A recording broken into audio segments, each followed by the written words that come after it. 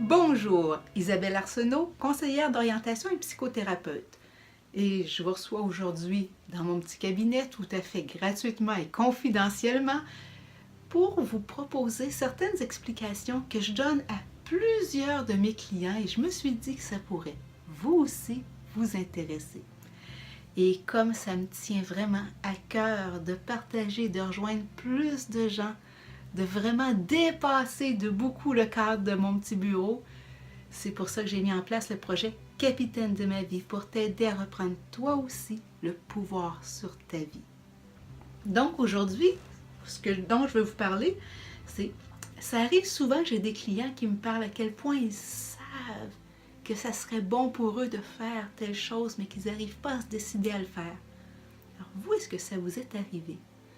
Ce sentiment de désirer faire quelque chose, ce sentiment de vouloir y arriver, mais de ne pas réussir à vous mettre en mouvement, de ne pas réussir à tenir les résolutions, d'avoir l'impression que ça demande tellement d'efforts que ça décourage.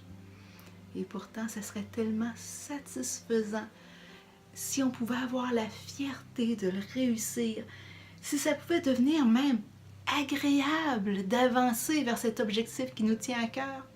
C'est pour ça aujourd'hui, je veux vous parler du cerveau de la motivation qui nous donne des trucs, des aspects vraiment facilitants pour apprendre à utiliser de manière stratégique la façon de fonctionner de notre cerveau. Ça vous intéresse? De devenir habile et d'être capable de tirer profit de la façon dont ça fonctionne dans notre caboche là.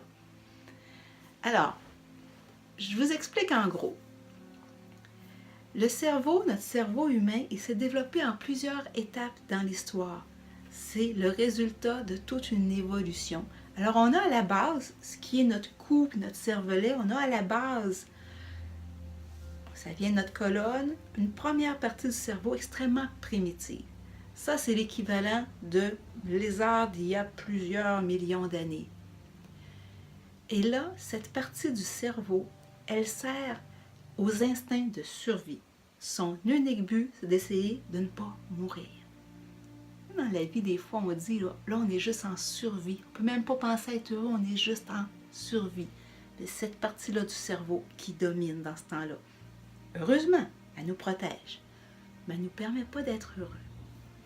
Alors, cette partie-là contrôle tous nos signes vitaux, la respiration, que le cœur batte, que le sang circule. Elle fait aussi que si c'est trop chaud, trop froid, on va se tasser. Mais il n'y a pas d'apprentissage possible. On répète toujours les mêmes choses, y compris les mêmes erreurs.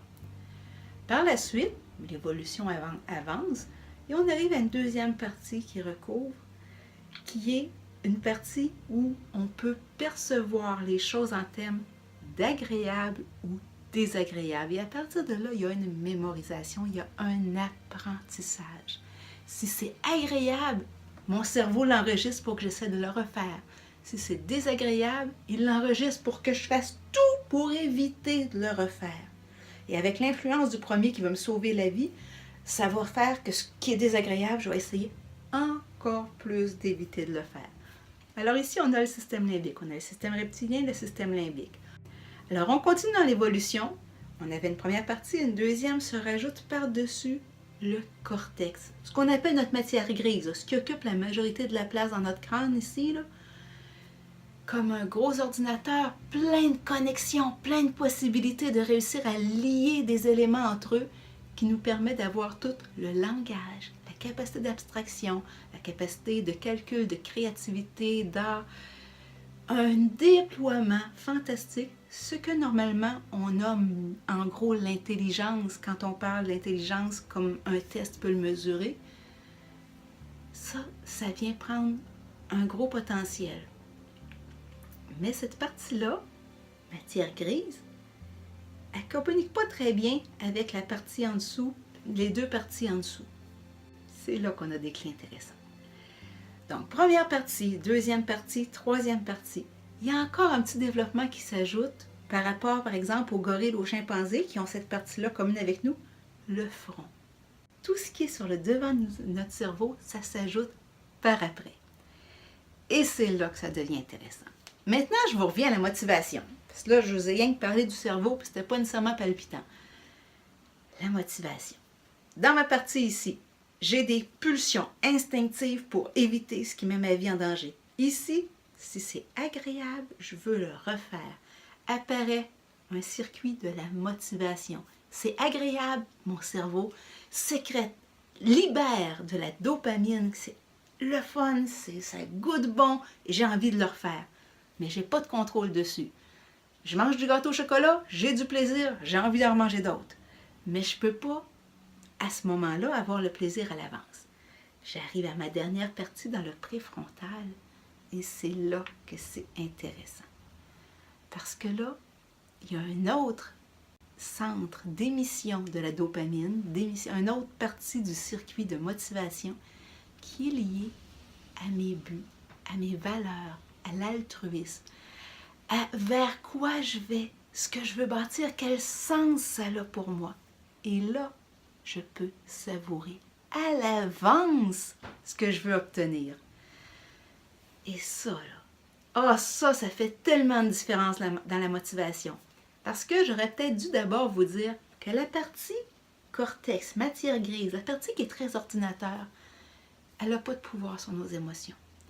Quand j'essaie de me convaincre avec des mots, avec des pensées, des réflexions, que je devrais donc faire telle chose, ça serait bon pour ma santé, ça serait raisonnable.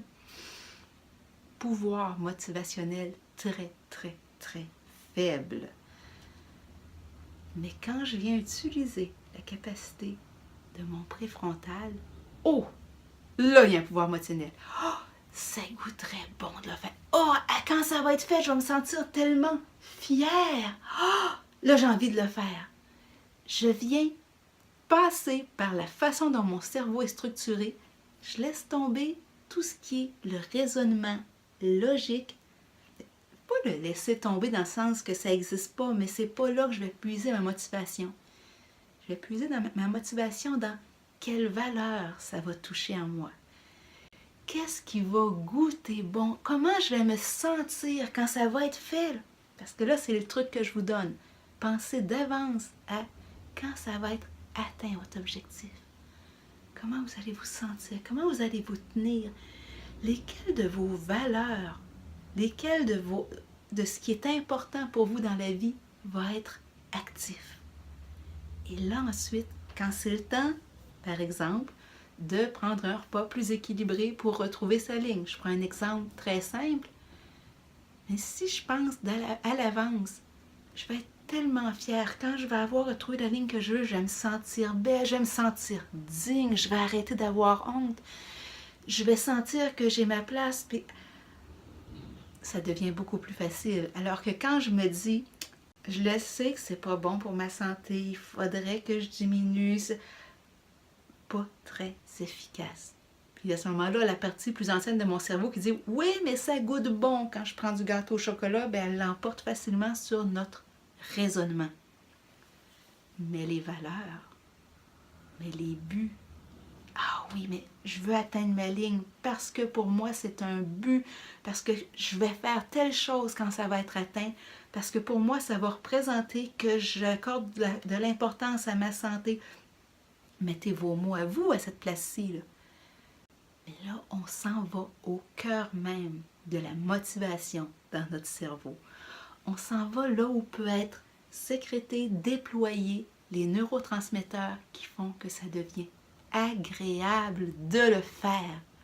Pas juste agréable quand ça va être atteint, mais agréable dès maintenant, pendant que je fais l'effort pour atteindre ce but auquel je tiens. Alors, je vous souhaite de découvrir beaucoup de plaisir dans votre vie en utilisant cette capacité de votre cerveau de vous aider à être plus heureux, à atteindre vos objectifs, à être en accord avec qui vous êtes, avec vos valeurs. C'est vraiment une clé de bonheur qui n'a pas de prix. Sur ce, bonne découverte, bonne journée, bon vent!